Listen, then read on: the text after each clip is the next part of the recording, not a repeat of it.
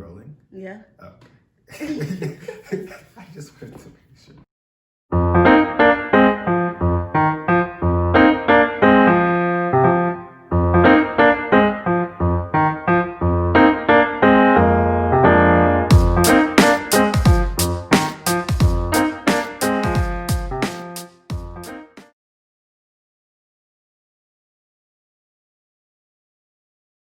But the idea of relationship foods really started with this idea of having a show where it is a part cooking show and a part talk show.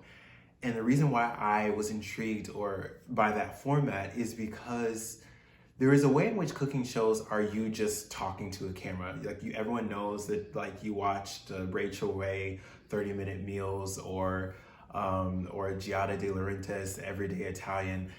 It's you talking to a camera and you're kind of creating this artificial relationship with the camera, and with the hopes that through creating this artificial relationship with the camera that the viewers who eventually watch the cooking show feel connected to you. And so I wanted to take that a step further. What would it mean for me to make dishes, create dishes, but then to have real people to have conversations with and to really recreate that moment, that feeling when you sit down at the table with someone that you love or someone that you're intrigued by and you break bread with them and you talk about their life, you talk about your life. I wanted to create a show that recreates that moment, that feeling you have when you're surrounded by good food, great conversation, the vibe is good, the atmosphere is good, and you're just vibing with them. And you're talking about life and what they're going through and what their dreams are, what their aspirations are, and the food is rocking.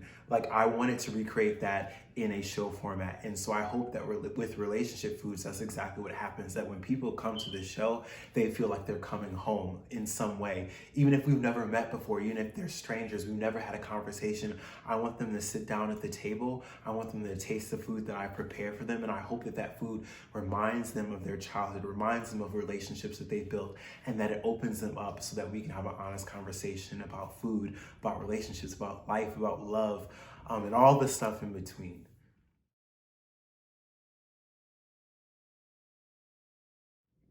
That's a great question. My relationship to food has evolved over the years. I remember the first time, I can't remember the first time that I started cooking.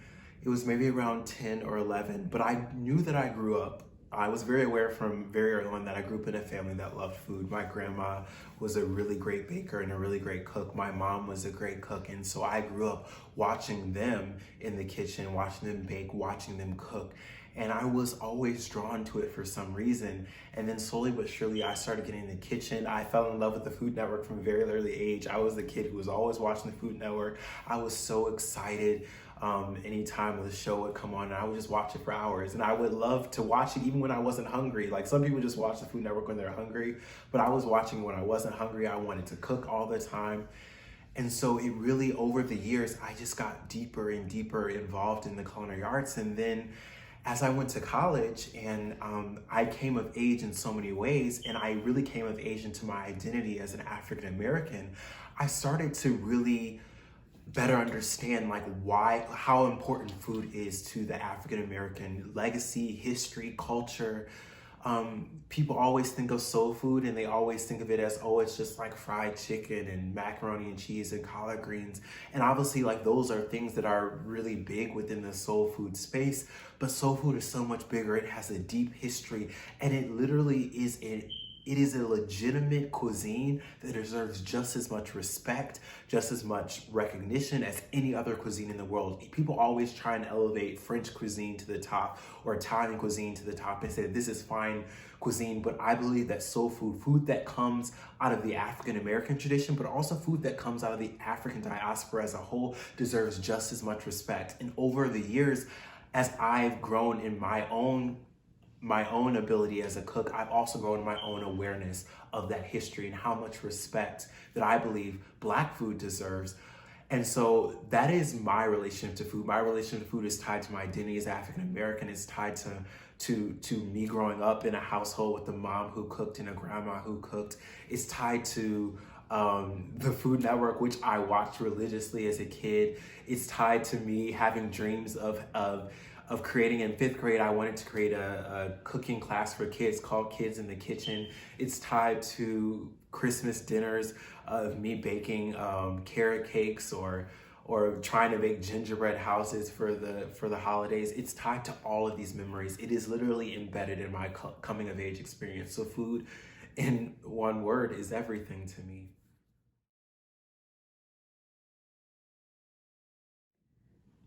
Well, I think it's just bringing people together. And on the show, I'm going to ask everyone to share with me a dish that reminds them of a relationship that they had or a memory that they have from their childhood, whether or their coming of age experience, whether it's a bad breakup or a best friend or a family member that's passed on. I'm going to ask them to bring to the table a food dish that they connect with. And my job is going to be to cook that dish, but also to have a conversation with them and explore what made this food so formative for them.